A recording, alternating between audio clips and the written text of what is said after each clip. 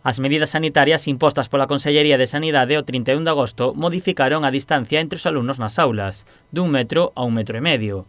Esta normativa obrigou a moitos centros a mudar os seus protocolos e supúxolles grandes problemas.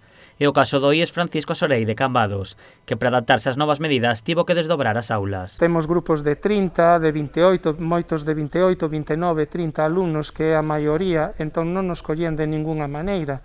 Inicialmente plantexáronnos que desde a Consellería que desdobrásemos todo o que fose posible, fixemos os desdobramentos para que nos collesen na aula e vimos que non nos collían todos no horario habitual de mañá. Tivemos entón, fomos reconducidos, digamos, a ter que abrir turnos de tarde. Para poder adaptarse a esta medida foi necesario que a Consellería aumentase o claustro de profesores con 13 mestres máis. Desta forma, o ensino da ESO realizarase pola mañá e o de bacharelato e FP polas tardes.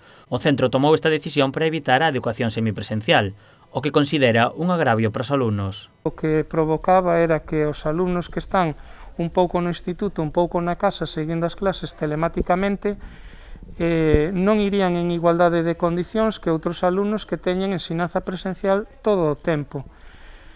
Por iso vimos que estaban agraviados os nosos alumnos con respecto ao resto.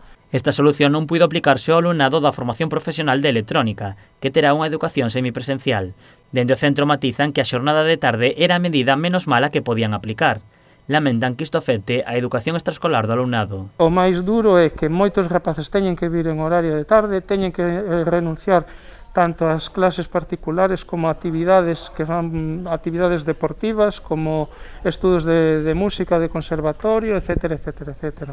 O que non puideron adaptar dende o centro foron os horarios dos autobuses. O alumnado da tarde non terá posibilidade do transporte escolar. A directiva lamenta todas estas medidas e pide paciencia aos escolares e aos pais para cursar este ano da mellor maneira posible.